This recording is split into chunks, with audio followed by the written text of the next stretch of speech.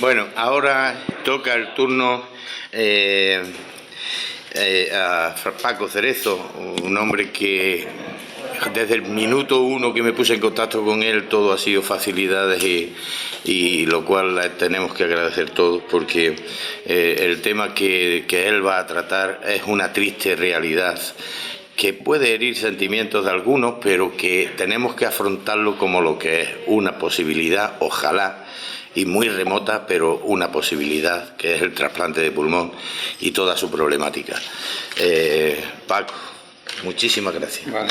Bueno, buenos días a todos y gracias por vuestra asistencia, también a Paco, que lo hemos entendido también porque somos tocayos, entonces no faltaría más por Paco, invitarme a participar. Perdona un momento, mira. ¿No se oye? Sí, claro, sobre todo para los que están fuera. Este es el micro que bien nos va a grabar desde fuera, ¿vale? Sí, perdón. Entonces, bueno, buenos días a todos. Ahora se escucha bien, ¿no, Paco? Agradecerle a Paco que, como ha dicho él, nos hemos entendido perfectamente desde el momento que nos conocimos, porque porque somos tocayos. Agradecerle la invitación a participar en esta jornada. Agradeceros vuestra asistencia.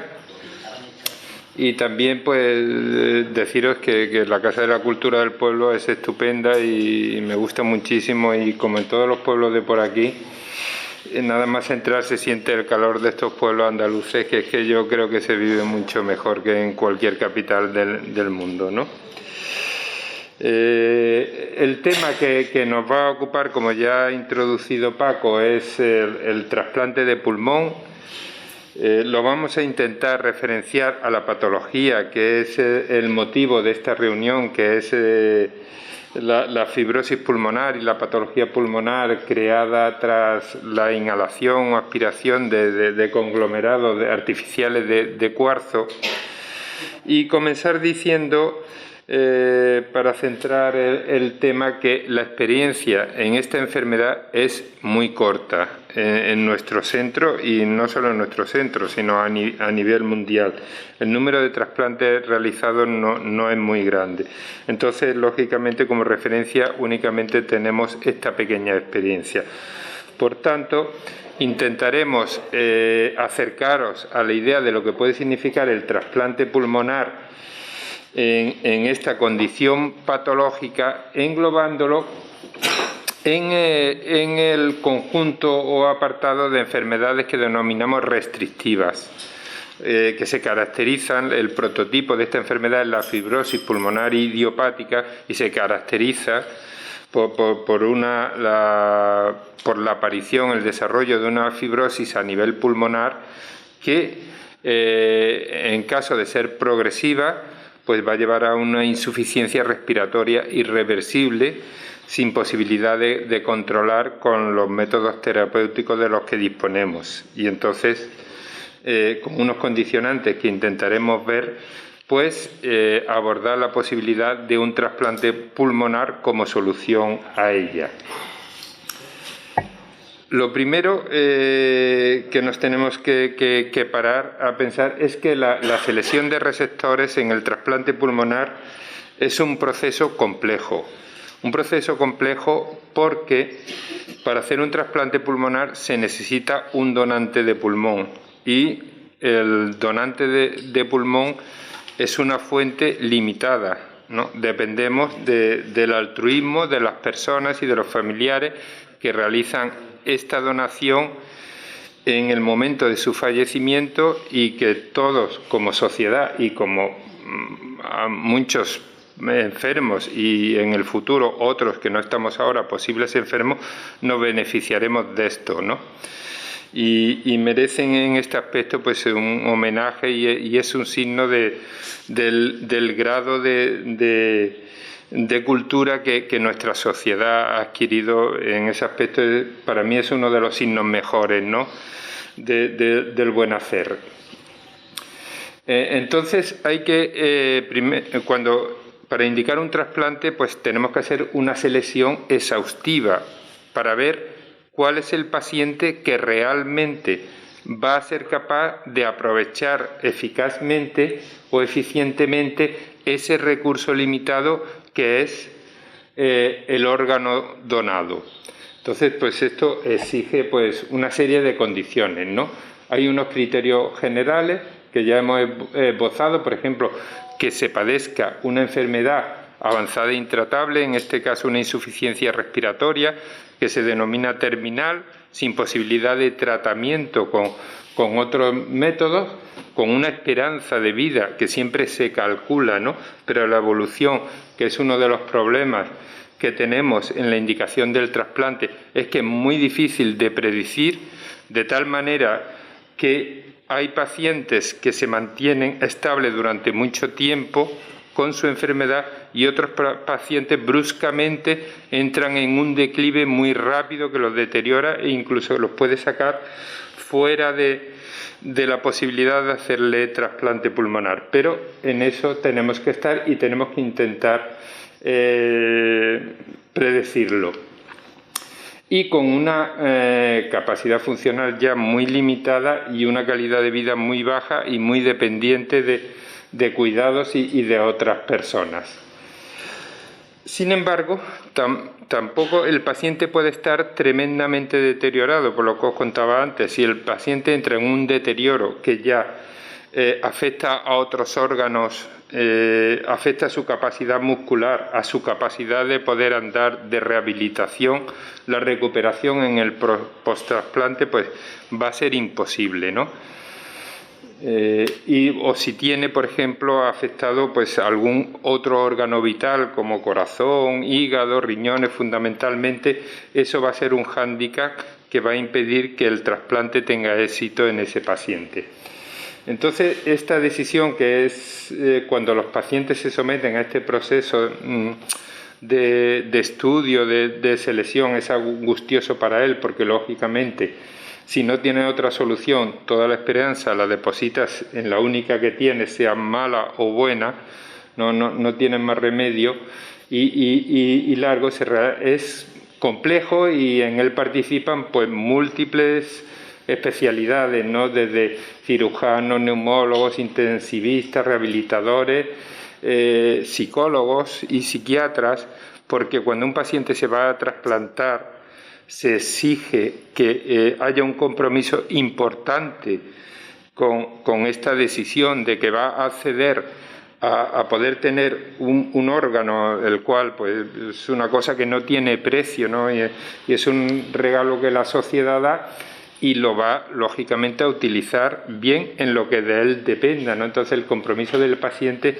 en esto tiene que ser muy importante. Si se le manda que pierda peso, el paciente se tiene que comprometer a perder peso. Si se le aconseja que haga rehabilitación, pues tiene que esforzarse en hacerla, ¿no? Entonces, pues una vez realizado todas estas pruebas y demás, hay una reunión final del comité de trasplantes que está formado por todos estos especialistas, y se decide si se considera ese paciente apto para entrar en lista de espera y esperar la posible donación.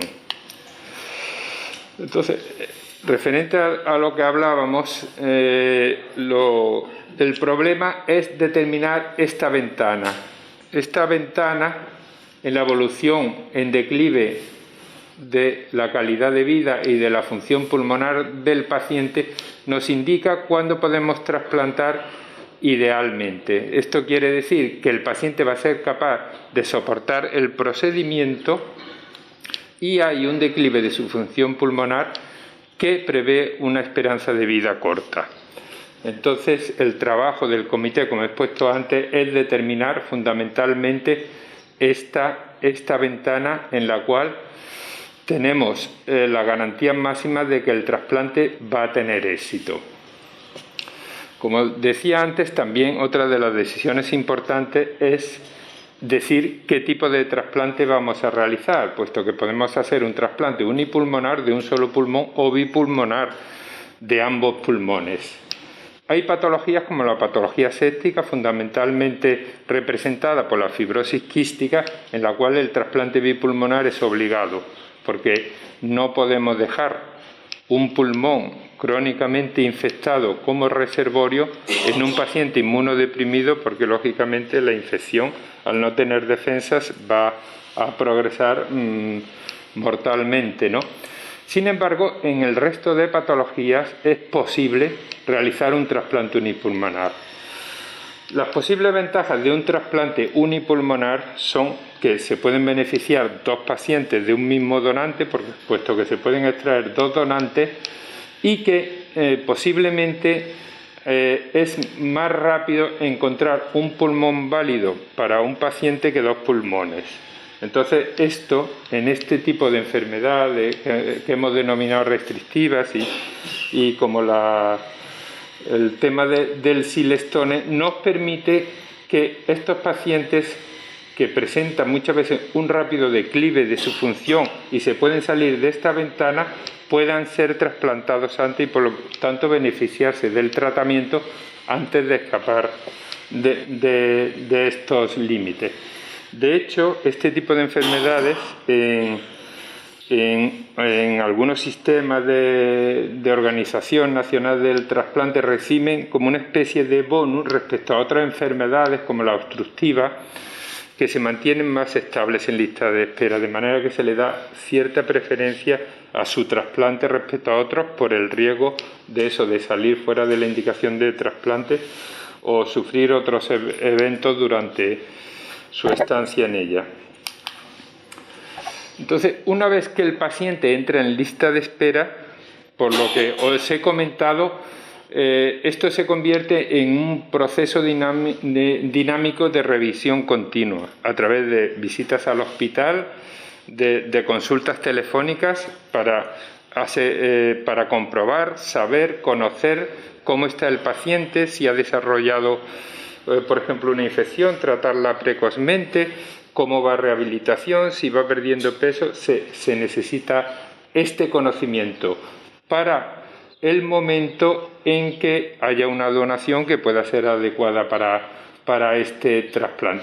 Y durante esta estancia en lista de espera, pues puede haber varias situaciones: que todo vaya bien y se realice el trasplante porque ha surgido un órgano adecuado para él, que haya que excluir temporal o permanentemente al paciente, bien porque, por ejemplo, tiene una infección, en esas condiciones no se puede trasplantar porque el paciente va a recibir un tratamiento inmunosupresor que no va a ser compatible con una infección activa, o permanentemente, bien desgraciadamente porque fallezca secundariamente a su patología o a otro evento que puede ocurrir lógicamente, o bien su deterioro sea tan grande que ya se considere no apto para soportar el procedimiento quirúrgico que significa el trasplante. Una vez que se produce la donación, o sea, que nos oferta un órgano adecuado, ya hemos hablado de la importancia social y el reconocimiento que le debemos a esta actitud de la población al donar sus órganos. Se procede a una primera evaluación de ese donante y si se considera apto, inmediatamente se procede a un cribado de la lista de espera y a ver cuál es el receptor más óptimo para este órgano que se ha ofertado en base a las medidas y otras consideraciones.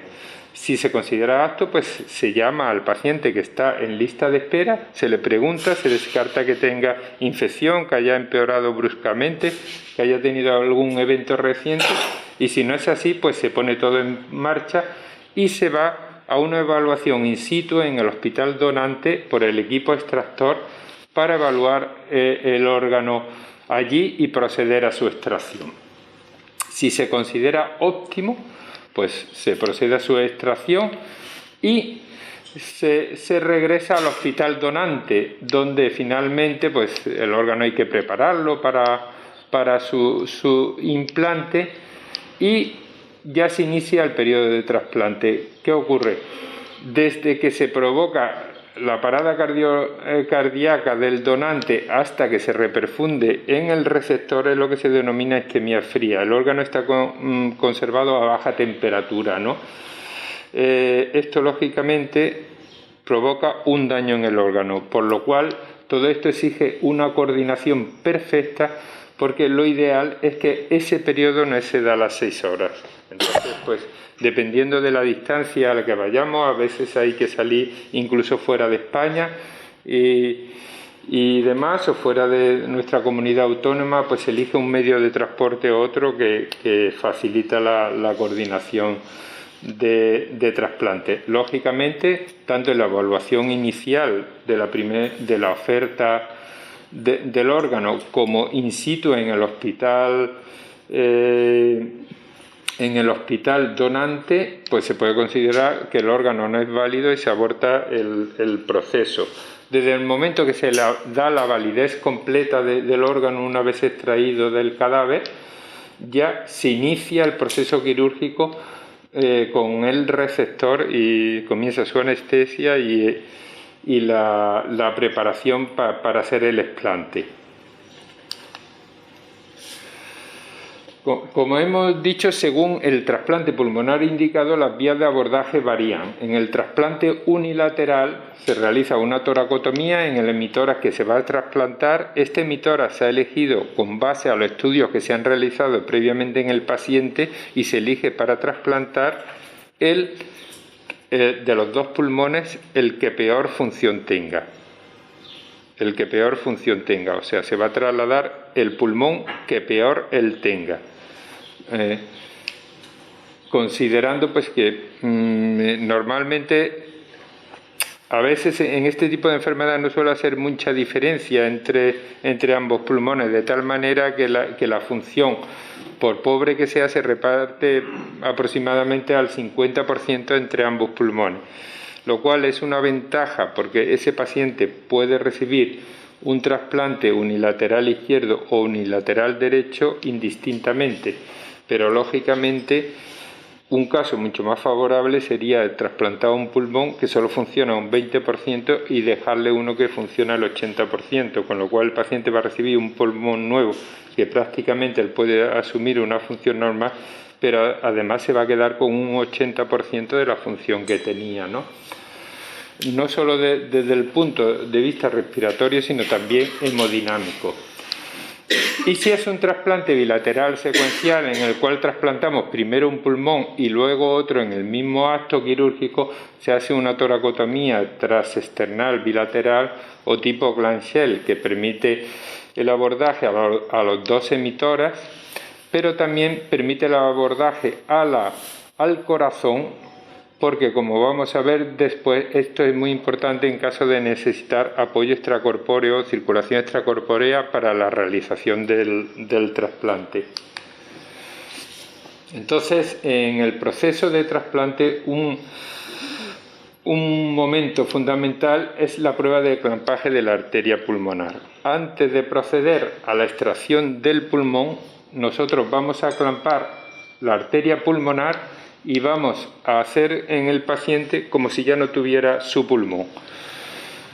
Lo vamos a monitorizar con ecografía transesofágica, un catéter de Schwann-Ganz colocado en la circulación pulmonar y vamos a comprobar durante 15 minutos, con las medidas anestésicas, por supuesto, de apoyo, ventilación al máximo, apoyo con drogas hemodinámicas, si el paciente no se inestabiliza, esto es, si no hay una hipotensión, si las presiones pulmonares no suben enormemente, si no hay una hiposemia severa.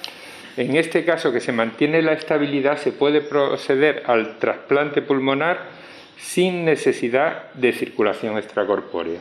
En caso, por contra, de que haya un deterioro de la función hemodinámica o respiratoria severo, vamos a comprobar que el trasplante solo lo vamos a poder hacer con apoyo de circulación extracorpórea, con canulación de las cavidades cardíacas, que era lo que os decía antes, de que la toracotomía bilateral permite el acceso al corazón para realizar este procedimiento. Una vez que hemos realizado el trasplante, el paciente pues va a ir a la UCI, ¿no? va a ir lógicamente intubado porque ha sufrido una agresión quirúrgica importante y él ha recibido un órgano nuevo que no funciona inmediatamente y va a ir pues intubado y sometido a ventilación mecánica. ¿Cuál es la evolución? En ausencia de complicaciones, normalmente en 24 o 48 horas el paciente puede regresar a extubarse y tener ventilación espontánea. Sin embargo, también tenemos que ver que el trasplante pulmonar es un proceso muy complejo y está sometido a la aparición de complicaciones, que podemos dividir pues más o menos por su cronograma de aparición. Podemos hacer un grupo con complicaciones posoperatorias inmediatas, o sea, inmediatamente después de realizado el trasplante, como puede ser el fallo cardiorrespiratorio perioperatorio, por ejemplo, en un paciente que se ha realizado con circulación extracorpórea, indudablemente ha sido porque el corazón no ha sido capaz de suplir la función hemodinámica en condiciones y entonces está como perezoso y va a necesitar un tiempo, igual que el pulmón, para despertar y este tiempo lo vamos a tener pues con apoyo de ventilación mecánica y a veces, generalmente, la circulación extracorpórea también se mantiene durante unos días. La disfunción primaria del injerto, que se suele relacionar con este periodo de isquemia fría que os comentaba y que por eso, mientras más lo acortemos, se supone que menos va a ser la posibilidad de esta disfunción, pero que en algún grado se va a presentar porque el pulmón ha tenido un periodo de isquemia fría variable. Y el rechazo de hiperagudo, que es muy poco frecuente, puesto que se toman muchas medidas preoperatorias, intraoperatorias y posoperatorias para evitarlo con fármacos inmunosupresores. Durante los 3 primeros meses las complicaciones más frecuentes son infecciones debido a la baja de defensas que el paciente sufre secundarias al tratamiento con fármacos inmunosupresores para evitar el rechazo celular del órgano injertado, que se reconoce como extraño, y aunque haya fármacos inmunosupresores, el sistema inmune no se puede anular del todo y va a reaccionar de alguna manera contra él. Y las complicaciones de la vía aérea, que son poco frecuentes, pero de las más graves, puesto que son estenosis y dehiscencia de la sutura bronquial y normalmente necesitan una corrección quirúrgica. Y luego, las tardías, una vez generalmente que el paciente ya ha sido dado de alta y está ambulatorio, y se deben fundamentalmente a la utilización de fármacos inmunosupresores, la disfunción crónica del injerto. Siempre, aunque la inmunosupresión esté controlada, va a haber una respuesta de rechazo latente en el paciente que se va a manifestar en un ataque contra el nuevo órgano y va a producir unos daños en él.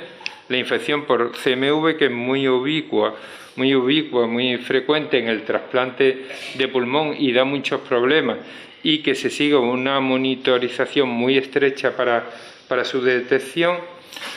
Las infecciones tardías ya ligadas al desarrollo de disfunción crónica del injerto, síndrome de bronquiolitis obliterante, como es el desarrollo de bronquiectasias, que pueden desencadenar infecciones, y por las bajas defensas, el desarrollo de tumores o enfermedades linfoproliferativas, ¿no?, de tipo linfoma. Entonces, uno de los retos en el control de estos pacientes es el mantener unos niveles adecuados de fármacos inmunosupresores que nos mantengan en un equilibrio entre la capacidad de defensa contra infecciones, tumores, como hemos comentado, pero al mismo tiempo que no ataquen al órgano injertado. Entonces, si la inmunosupresión está baja, pues van a aparecer complicaciones relacionadas con con la agresión al órgano trasplantado, como es el rechazo fundamentalmente, y si hay una inmunosupresión demasiado alta y la defensa las bajamos mucho, pues van a aparecer infecciones y tumores, como hemos comentado. También pueden aparecer complicaciones derivadas cuando los niveles de inmunosupresión son elevados de la propia toxicidad de estos fármacos.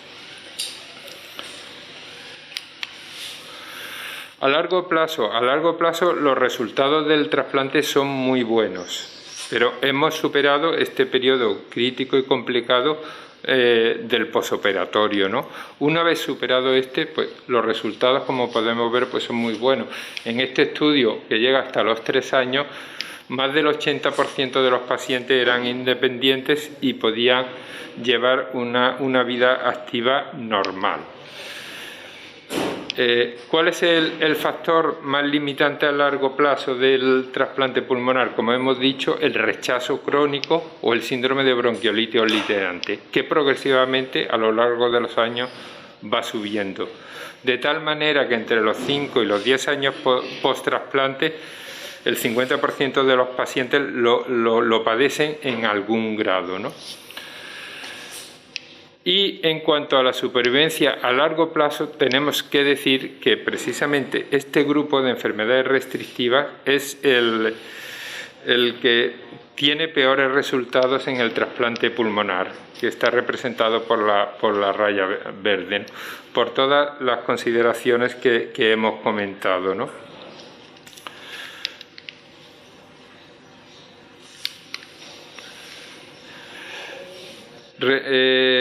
Nuestra experiencia en esta enfermedad que os preocupa, pues ahora mismo no tenemos ningún paciente en lista de espera para trasplante.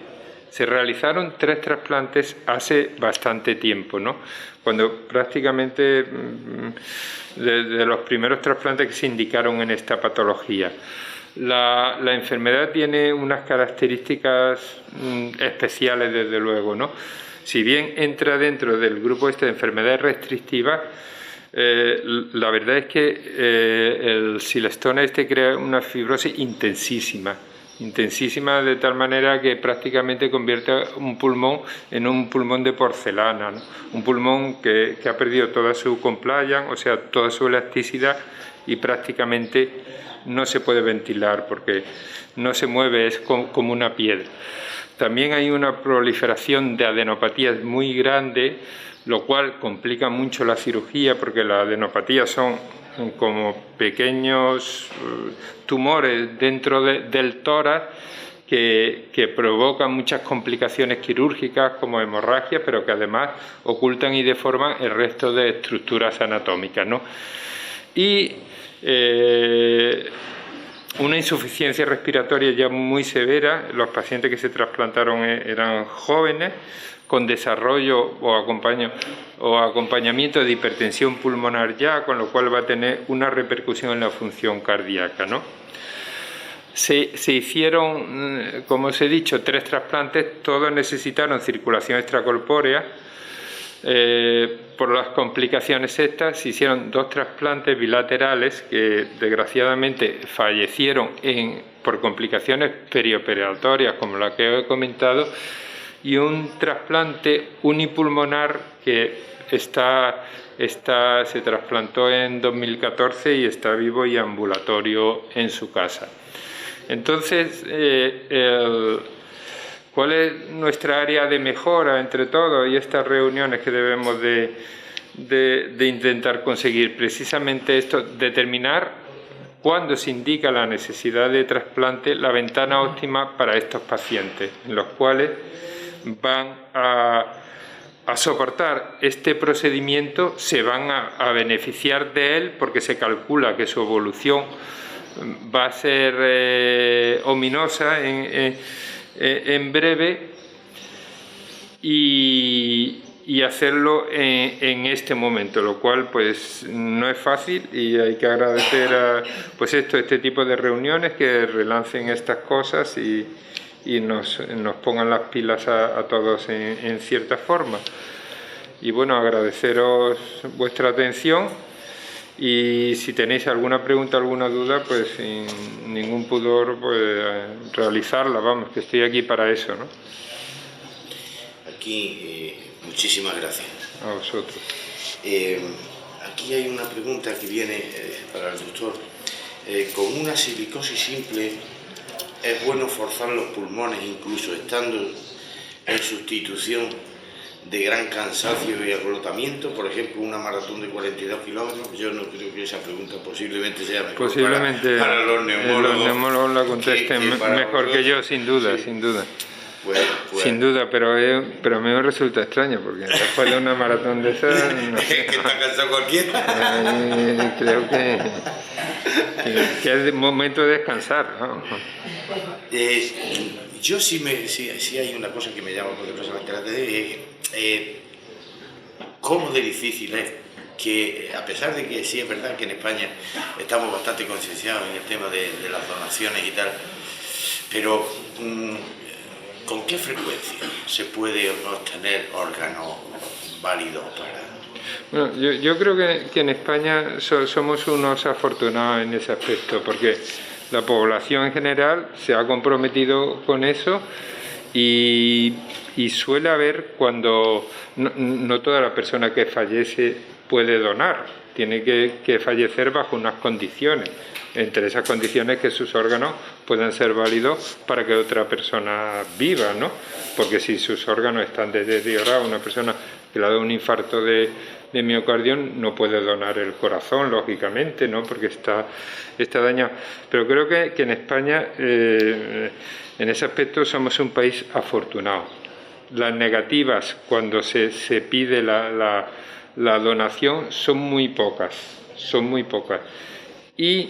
Y además son donaciones multiorgánicas en las cuales se dona todo el órgano, lo cual no quiere decir que todos los órganos sean válidos, pero sí existe la posibilidad de estudiarlo, analizarlo.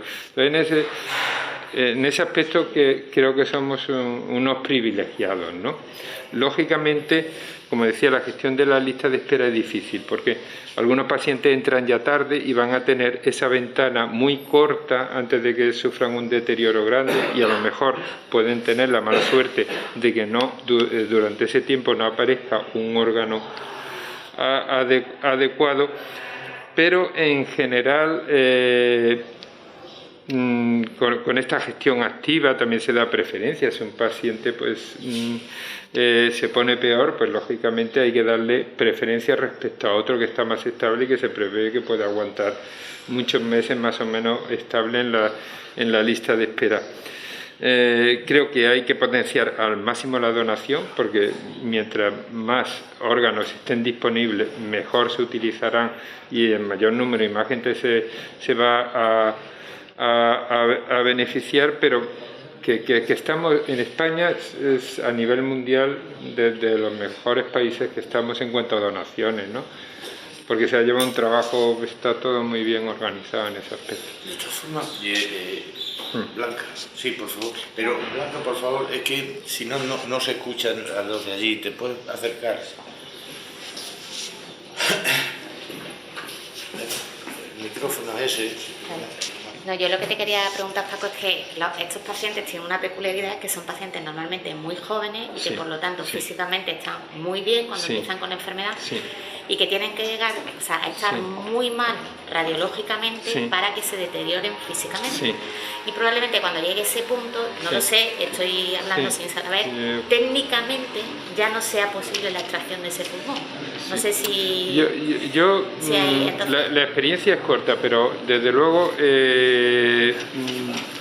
yo creo que la tendencia es a tener controlados los pacientes que presentan algún signo de posible evolución a insuficiencia respiratoria que requiera trasplante. Y en ese aspecto nosotros también tenemos que mejorar muchas cosas de relación con los demás, con otros centros, porque eso es importante para el paciente, ¿no? Pero creo que es mejor pecar en exceso. En exceso quiere decir que es mejor conocer a un paciente precozmente que tiene algún signo de que la evolución va a ser desfavorable, aunque incluso se estudie y en ese momento el paciente esté bien y no se decida meter en lista de espera, pero ya lo conoces y a lo mejor en 2 meses pues ya lo vas a meter, o que pecar por defecto, que no tiene solución. Cuando pecas por defecto ya el paciente, como tú dices, se ha deteriorado, ya está, tiene muy pocas posibilidades de trasplante. ¿Qué significa esto?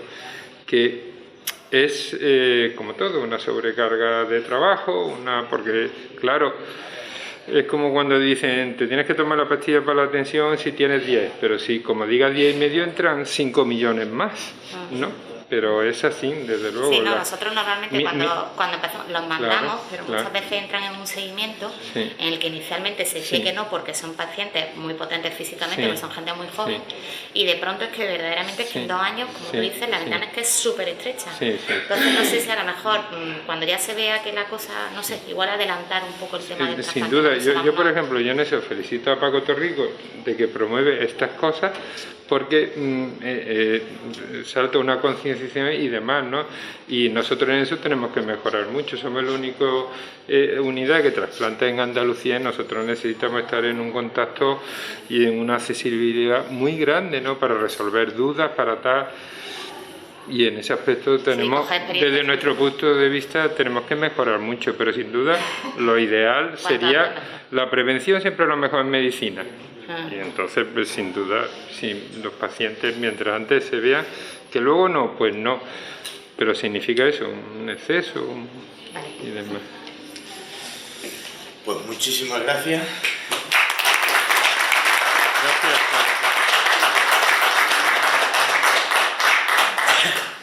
Esperemos que te llamen, porque exactamente, porque siempre será una buena noticia para alguien. Gracias.